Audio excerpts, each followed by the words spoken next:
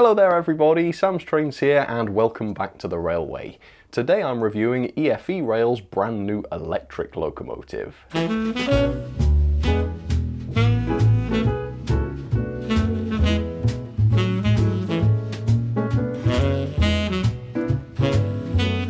Today's loco is indeed an electric, and it is this, the all-new EFE Rail Southern Railway Booster.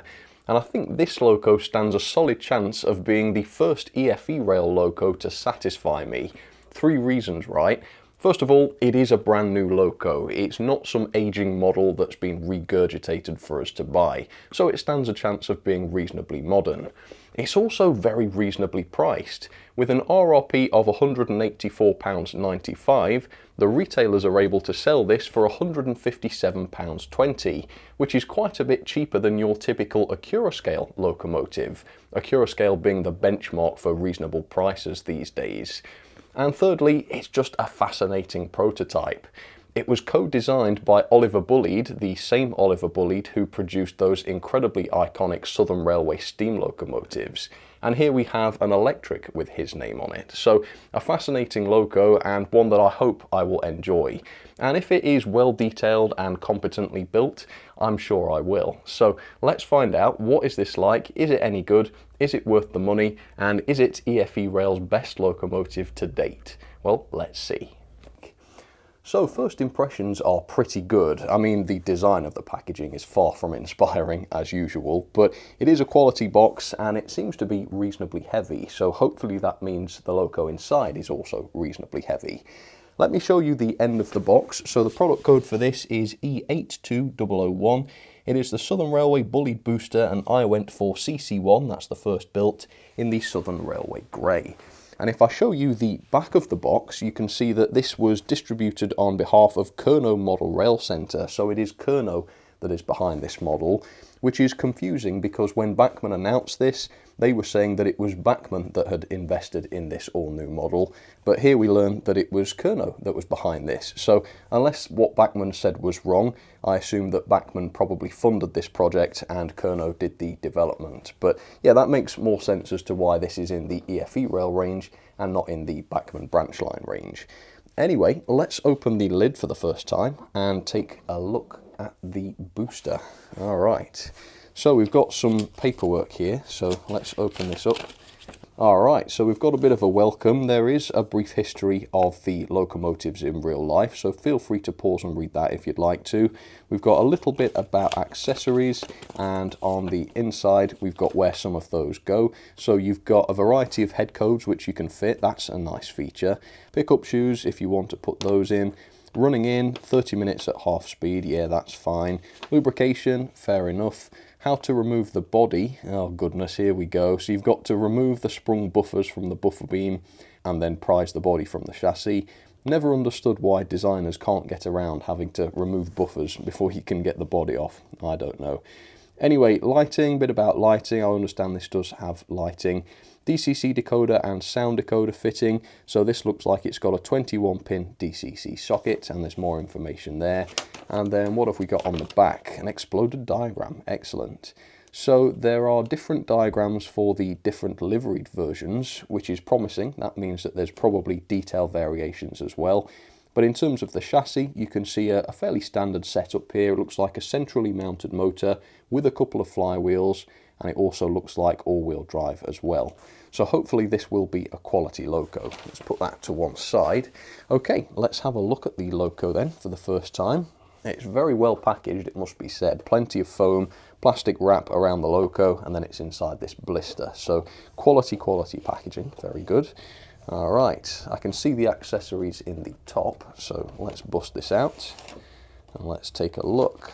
Right, so yeah, we've got the accessories promised in the instructions. We've got the variety of head codes, looks like 4 different ones we've got. There's the pickup shoes, and then we've even got screw-link couplings included, although these are not the moving kind, they're just moulded into a static position, which is a bit old-fashioned, frankly. But other than that, yeah, decent accessories. We've also got, stuck to the inside of the box for some reason, a Magic Wand tool, which is basically a magnet on a bit of plastic. And according to the instructions, you use this to toggle the cab lighting by just waving this over the tops of the cabs. So that's pretty smart. I like that a lot. It's a modern feature that we're starting to see quite a lot these days. Anyway, the loco. Let's take a look. What's the quality of this like? Hopefully it's going to have a decent finish. Let's look at that to start with. If I can unwrap it, that is. Hang on. I have to lift it up first. Okay, gosh. So the quality of the finish then is pretty decent. Yeah, that's not bad. That's got a satin sheen to it. It doesn't just have a matte plasticky finish, which is great. And in terms of the weight, let's pull this in and show it to you properly. Yeah, I would think this should be capable of hauling a decent amount. But otherwise, yeah, this is a cool looking loco. It's certainly quite unusual, and I also don't have anything else quite like this in the collection. Level of detail, well, it looks like a fairly basic model, but that's probably just because the prototype was outwardly quite simple as well. But what are the features and the quality like? Well, I'll have a look and get back to you on that in just a second. First though, here's a bit of background on the Bulleid Boosters in real life. The Bulleid Boosters, or the British Rail Class 70 electrics, were 3 Coco electric locos built in 1941, 1945 and 1948 respectively. The visible parts of the locomotives, so the bodywork and the bogies, they were designed by the famous Southern Railway engineer Oliver Bulleid, known for his steam locos of course. But the electrical side was designed by Alfred Raworth, the chief electrical engineer of the Southern Railway since the late 1930s. The design of the Class 70 closely followed that of a handful of EMUs that had come before it. However, unlike longer EMUs, a short single locomotive unit like this had limited distance between its power pickups, making it prone to losing electrical contact for brief periods as it ran along. This is a phenomenon known as gapping. To get around this, the motor/generator units were fitted with a large flywheel, the energy from which could be used to power the locomotive during those outages, giving the engines a boost, if you will, hence the nickname Booster. The boosters, though, were considered a proof-of-concept locomotive, and other subsequent designs worked more effectively. As a result, all 3 boosters were withdrawn at the end of the 1960s and were sadly scrapped. So there it is, up close and personal for you, the brand new EFE Rail Bulleid Booster locomotive. And generally speaking, I can give this a thumbs up. I really like it. I think my favourite aspect is the livery. This grey is really well done, and it helps it to stand out from some of the other early electrics that have also been produced in model form. Yeah, I think as a bit of a budget model, this is absolutely fine. With the typical retailer discount, this comes in at about £12 cheaper than your typical Accurascale locomotive.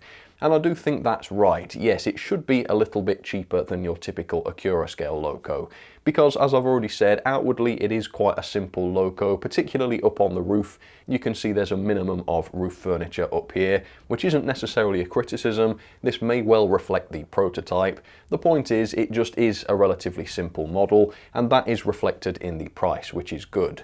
It's also produced a little bit more cheaply than some Accurascale locos. For instance, while some of the railings are made of metal, and these are very sturdy, which is great, other ones, the ones around the cabs, are not. These are just moulded single plastic pieces, and some of them have visible flashing on them, and others are a little bit crooked. And this is not something that you'd expect to see on a more expensive locomotive. And in other areas, the paintwork betrays that this is a slightly cheaper model as well. The pickup shoes, for instance, haven't been dreadfully carefully painted in some instances, and there's a bit of an issue around one end of the model where it looks like the paintwork has been scuffed perhaps before it was completely dry, and we've got a bit of a nasty scratch going across the front. But otherwise, there's nothing dreadfully wrong with the quality. I do think the fact that this is a cheaper model has been nicely reflected in the price. The weight certainly isn't too bad. It comes in at 457 grams, which is more than a Dapol Class 73, to quote another electric, and to give another loco that a lot of you will be familiar with, the Bachmann Class 25, it's similar to that, if slightly less. So certainly nothing wrong with the weight. It should be a decent hauler. Let's talk about some of the features then. So I've already said I like the grey livery here, and the satin finish is very pleasing. The lining is all excellent, and there's a fair bit of it really across the body, and the lining unites at each end to form these speed whiskers, which look really good. and then the lower chassis has the lighter shade of grey to it, which really adds a bit of interest to the livery. The buffer beams are separately painted, as you can see, and we've got the CC1 printed onto those too. And for the livery, that is pretty much it. It is a simple livery, but I do think it's effective. In terms of the detail then, the body moulding looks decent. Yeah, we've got some very fine rivets here. You can tell this is a new tooled model because it all looks nice and crisp. Same with the buffer beams and the buffer housings and such, some good fidelity to the detail here. I think it's a pity that this doesn't come with the proper articulating screw link couplings, but again, a slightly more budget model, that is fine. The buffers are just plastic, unfortunately, and they're just painted to look metallic. However, they are sprung, which is a nice feature. So yeah, sprung buffers on the Bulleid Booster. And it is the end of the model where most of the complexity is really. You've got these brackets which appear to be etched, and they're all separately fitted, so they've got some good relief to them. They've got what look like steam whistles, separately fitted. I don't think these are etched or turned metal, they just have a plasticky finish, but they look okay. And then you've got the head codes, which you can change out if you remove the body and pop them out, so that's quite a good feature. And then you've also got the separately fitted wipers as well, which again look nice and fine. The interior of the cabs is very basic. I understand there is some lighting in the cabs of this model, and so a little bit more detail in some of the controls and such would not have gone amiss here. Having said that, the windows are relatively small, so it is quite difficult to see the detail inside the cab, or indeed the lack thereof. The bogies are really a joy to see on this loco. Obviously there's a lot of detail to them, what with the pickup shoes and such, and a lot of this detail is separately fitted as well, which is great. My favourite feature though is the Bulleid wheels. Are these called the box pop wheels? Which are a real throwback to some of Bulleid's steam locomotives. A very efficient wheel design which gives a loco that iconic Bulleid look. You've also got some steps in the centre of the loco here. The pantograph appears to be a good quality one. As you can see, it's made of real metal. I don't know whether this can actually pick up power from catenary lines or not. Probably not, but I'll double check later on when I pop the body off. And it's quite an easy one to release this, and it springs up quite nicely. And yeah, it doesn't seem to be too fragile. The fact that it's metal helps it in that area, I think. And yeah, generally it's a decent looking pantograph with a good bit of spring to it. So if you do have your overhead lines, it should look pretty good pressed up against those. And then finally, in terms of the couplings, they are fixed to the bogies with no pivoting. So it's a simple design, but one that will probably work perfectly well. Because they're not kinematic though, and because they don't pivot at all, if you couple this thing up to some rolling stock that also doesn't have a proper pivoting coupling, you might see some issues. But I will obviously try hauling some rolling stock with this later on, and fingers crossed there won't be any issues with that.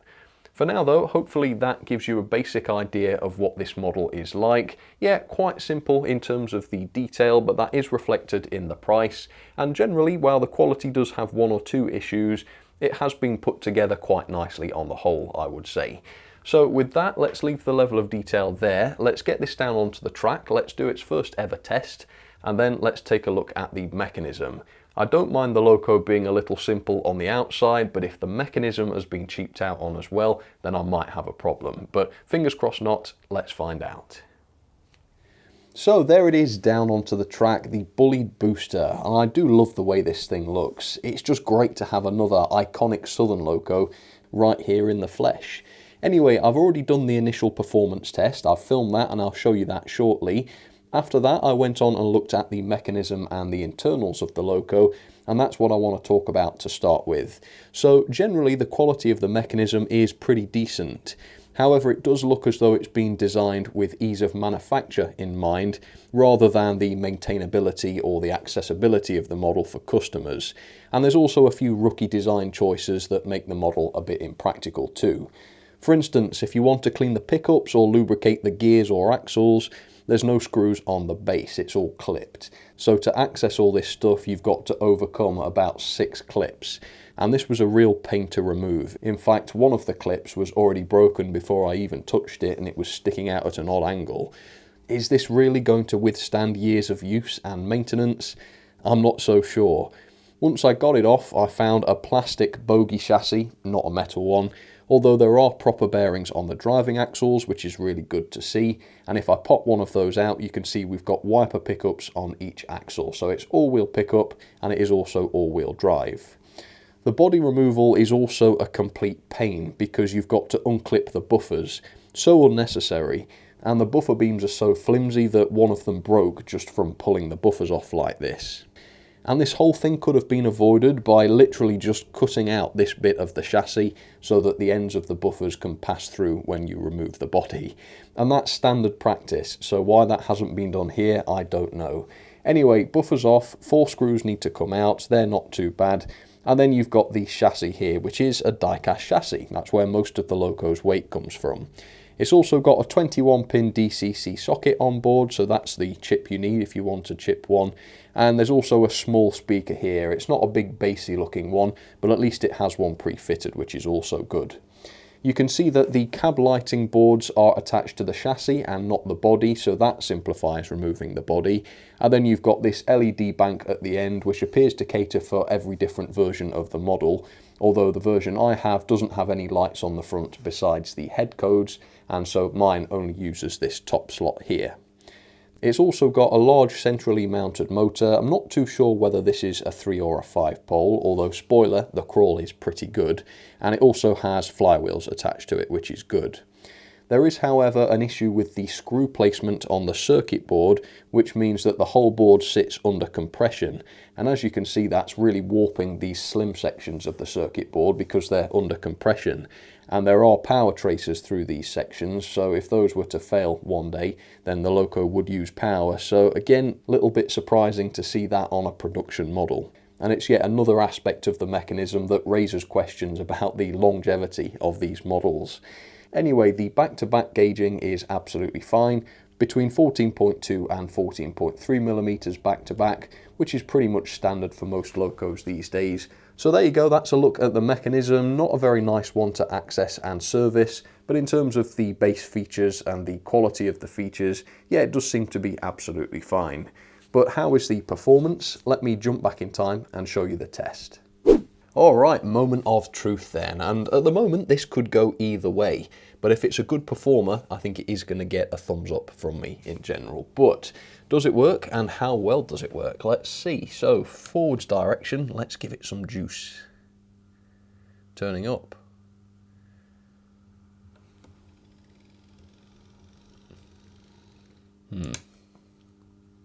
That's 50% speed. No power to it. And it doesn't sound ever so healthy either. It sounds a bit like a tractor. Well, that's not very healthy. Now, I should say that at this stage it has not run in yet, and I am going to give it the full 30 minutes in each direction before I cast any final judgment on the performance. But yeah, first impressions, quite sluggish, a little bit unhealthy sounding. So that was 50% speed. Having said that, it does seem to be sort of speeding up a bit already, so maybe that will improve. At the moment, out of the box, what is the top speed like? Let's see. Yeah, not too bad. Alright, so let's test the crawl, and then we'll have a look. I might pop it on the rolling road, actually, and see what the lighting's like. But for now, let's just try it on here with a crawl. Yeah, the crawl's fantastic. Really good and controlled there. That's fantastic, really good. Alright, so let's bring it onto the rolling road and let's see what the lighting's like. Okay, let's turn the loco up to full speed then, and I'm doing that because I'm on analog, and that will make sure that the full power is getting to the LEDs. Obviously, if you're on DCC, then the lights will get the full voltage. Anyway, you can see that we do have an LED behind the head code there. If I cut power, you can see the difference there. I'm going to ramp it up more slowly though. Yeah, it's very dim, which on the one hand is fair enough. Obviously, these were dim in real life, but whether they were so dim so as to be almost unnoticeable, I'm not sure. I think I'll leave that open to your interpretation. Personally, I would prefer them be a little bit brighter so that they're more noticeable. I mean, if you look at that in isolation, without having just seen it switch on, it's hard to tell that there's a light there at all, but I know that some people do like that look. Anyway, let's wave the magic wand over the cab. Oh, wow. Now that is a brighter light. And doesn't it work wonderfully? That's really, really good. And of course we've got this at both ends, and both ends can be engaged regardless of the direction. So that's really, really good. Yeah, I love that feature. And a lot of people hate interior cab lighting because obviously they don't tend to have cab lights on while a loco's in motion. So this will appease those people, because if you don't want them on, you can switch them off. If you want to put them on, you can have them on. It's all about choice, and this loco gives you that choice. Alright, that's great. Let's run this loco in then. The other thing about the cab lighting is that they seem to default to off. So let's say I give this loco some power, full speed actually, so you can see it. Switch the cab lights on, and then I turn the loco down and start it up again. The light's now off. So for analog users, those lights will just turn themselves off as soon as you stop the loco. If you're on digital, then obviously power isn't lost when you stop the loco, so the cab light should keep their setting. But that's not dreadfully useful, because obviously if you're on DCC, you can control things like lighting through your controller anyway. Really, the Magic Wand tool is for analog users who don't have the option to toggle functions. So yeah, that's a little bit pointless, but again, you've got some degree of control. But it does mean for analog users that you have to sort of somehow switch it on as the loco goes past. And then as soon as you stop at the station, that setting will be forgotten, so that's unfortunate. Anyway, let's run this in and let's see how it gets on around the track. Well, I have to say, now that it's had a good thrash at full speed while I was demonstrating the lighting, it does seem to have become a little less sluggish. Although, is it going to slow down on the second radius? Yeah, fair bit. Not as bad as some though, and obviously it's only at the beginning of its running in period now, so hopefully it will improve even more as I run this in fully. But for the moment it's handling the track okay, certainly no derailments, no issues around the second radius curves except for a slight slowdown, and whether or not there's a serious torque issue is yet to be seen at the moment. So I'll finish running this in and then I'll come back to you shortly. Alright folks, be right back. Okay folks, we are back and running in is complete. Now it does seem to be running a little bit faster now. I'm pretty sure this is quicker than it was when I first tried it. Here's half power. That's what I usually run locos on. Yeah, it was way slower than that before, so running in has definitely done it some good. So that is something that you definitely have to do with this loco. No problems with it running either. I don't think it ever derailed, it never cut out on points or anything like that. So all of that is absolutely fine. It's still slowing down on curves though, so I do wonder whether the torque is any better. So here we go up to 50. Yeah, it's really only just turning its wheels very slowly, which is better than before though, because it couldn't do that at all to begin with. But yeah, not a powerhouse unfortunately. The tractive effort comes in at 0.56 newtons or 33 coaches on straight and level track, although bear in mind the wheels are doing that at that sort of load, so it's not something you're going to want to do for long, or at all really. There's no point, the loco can't move itself. Anyway, what's the crawl like? This was really good before, so I'm hoping to get a bit more of that. Could be even better now that it's run in, and yeah, it is moving. Let's go a bit more. Bit more. Yeah, now you can see it moving a bit. The slow speed performance of the motor is really, really good. Can't fault that. It's just, yeah, at the higher speeds, not much torque. I mean, presumably there's virtually no torque at the crawls either, but that's to be expected. Anyway, let's go slow in reverse just to check it can do that too. Easing up. There we go. I think it's really, really hard to tell if it's moving. Perhaps it's not. Yeah, there it is now. Yeah, inching forwards. So there's no reason why you'd ever have to go that slow, which means the whole realistic spectrum of speed of this prototype is covered by the model, which is really good. So I've set up a small train of Southern coaches. We've just got 6 there because I don't want to overdo it, but it will be interesting to see how this handles just 6 coaches. So let's go and couple up to them and test the couplings. Right, so this is a Bachmann coach that's first in line. And that sounded good. I could hear the hooks engage, and yeah, they have. So couplings look absolutely fine. Right, let's take it away. I've really been looking forward to seeing this thing run with coaches. So let's see how it gets on at half power. let's accelerate gradually up to 50. There we go. Ah, oh dear. I thought, blimey, it's handling those easily. Yeah, it's only picked up the first coach. Oh dear. Right, try again. With 6 coaches, not just one. There we go. And don't forget to keep an eye on the sidings, see which other electrics you can spot, and comment down below if you spot an odd one out. I was trying to think of some other sort of pioneering electric locos to run alongside the Booster, and the obvious one was this, the ES1 produced by Haulage. And obviously this is a lot older than the Booster, but it's similar in a few ways. Much more expensive though. This thing cost me £60 more than the Bulleid Booster. So that's an example of a complete rip-off. And that's what I mean when I say the Booster at least is decent value. Could have been a lot worse, I think, on the price. And then on the inside line we have kind of the successor, I suppose, to the Bulleid Booster, and that is the British Rail Class 71. And that's also hauling some southern coaches.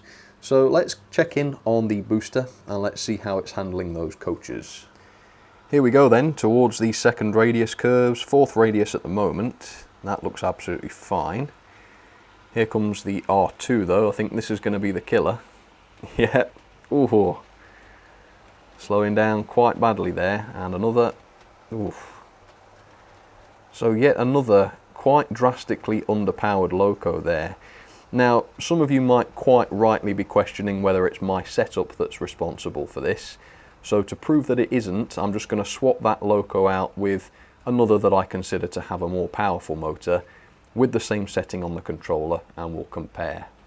Okay, Bachmann Class 20, still on 50% speed. You can see immediately that it's more lively, and it's completely unaffected by the second radius curves. So to get around that, I'm running this now at 65 speed, and now the slowing down's a little bit less noticeable, which is absolutely fine. You know, if you want to run it at these higher speeds, that's okay, but if you want to run it at the slower speed like I had it before, well, it's completely unrealistic to have it slow down like that, because obviously a real train can't just slow down that quickly. So I think motors is one for the manufacturers to really watch. Watch those motor suppliers, because what used to be a good powerful motor X number of years ago is not necessarily such a good motor anymore. And I don't know why that is. I think that's something I'd like to investigate on video at some point. Maybe the component quality isn't what it used to be from some suppliers. Maybe the motor armatures are being wound with less wire or poorer quality wire. I don't know.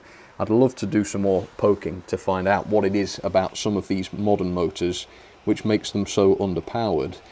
But equally, it's not all motors. So if you go to the right supplier, if you use the right motors, it's not always going to be an issue. And in my opinion, I would say coreless motors are usually a safe bet. I've not had that many coreless locos which run in this sluggish manner. Obviously, not everybody wants to use coreless motors, particularly if you're running on analog like me, because some controllers don't like coreless motors, or vice versa. But anyway, that's a tangent. Some motors seem to be a lot better than others these days, so I think it's worth manufacturers taking the time to find the good ones. I should also say that your mileage may vary on digital. Obviously I'm testing this on analog, so I can only really speak for the performance here on analog. DCC decoders can mask a weaker motor like this, so if you're on digital, please let me know what are these like on there. Any issues with slowing down? Any torque issues? What happens when you put an obstruction in front of the loco? I'd be interested to know. But again, enough about that. It's a great looking loco. It's an interesting prototype, one that I've always thought about having in 00 scale. And the fact that we've got one that is decent value actually, and from EFE Rail of all people, is really quite awesome. So I'm very glad this wasn't more expensive than it is, but for what it is, I'm actually quite pleased with it. Yeah, not too bad. Now then, let's have some ratings on the all-new EFE Rail Bulleid Booster locomotive. The level of detail is actually really decent. I think the livery application has been well done, the moulded detail is excellent, particularly the detail around the bogies looks fantastic. However, the cab detail is quite basic, which is a pity given how bright those cab lights are. Would have been nice to see a little bit more detail inside there. The lighting on the front end is a little bit on the dim side. Whether that's a negative or not is debatable. I know some people think that the dim lighting is perfectly realistic, and that's fine. Personally, I prefer lighting to be a little bit brighter, at least so that it's easily noticeable as the loco runs. Otherwise, to my mind, it's a little bit pointless having it. Also, there's a lack of proper screw-link couplings. This is a brand new modern loco. Why it doesn't come with a proper moving set of couplings is a little bit unclear, and the plastic constructed handrails don't look the best. They don't have a metallic finish to them, and some of them are a little bit crooked. The performance I've given 4-star. There's a lot to shout about here with the performance. It is a nice smooth loco thanks to its flywheels, and the slow speed performance, the crawl, is absolutely fantastic. However, it is a little bit underpowered on analog. It slows right down on certain curves, and if I put my finger in front of the loco, the wheels stop entirely. There's really no power to this motor, which is a pity. So moving on to pulling power, it does have a decent tractive effort of 0.56 newtons, which is about 33 coaches on straight and level track. Although bear in mind, at that load, the wheels were stalled. The motor could not turn the wheels at that load, so it's really not capable of that, but that's what the meter showed. So I've given the mechanism 3-star, kind of middle of the road. Generally the quality's pretty good. It's got the proper bearings. It does have a large chunky motor with a flywheel, which is good. However, it's not very serviceable. The bogies snap together with weak clips. You've got to pull the buffers out, which isn't very good. You've got the wibbly wobbly circuit board in there, which I'm worried is going to fail one day. And of course you've got the motor, which is a little bit underpowered. None of these are major issues on their own, but together I think they justify knocking it down by a couple of stars. Same with the quality really. Generally there's not a lot to complain about. The chassis is die-cast and nice and heavy. It's a generally good build with no visible glue, but you've got a fair few plastic components such as the handrails and the clip-on bogies, and the plastic handrails are fragile and flimsy as well. There's also one or two issues in the decoration where components haven't been painted properly, and in one case there's a scuff across the front of the engine. So again, nothing majorly wrong with the quality. I'm sure you could get a better example than mine, but for the model I've reviewed, it's a 3-star. Value for money then, with an RRP of £184.95 and your typical retailer price of £157.20, this is quite a bit cheaper than a lot of other models on the market. It's even cheaper than most Acura scale locos.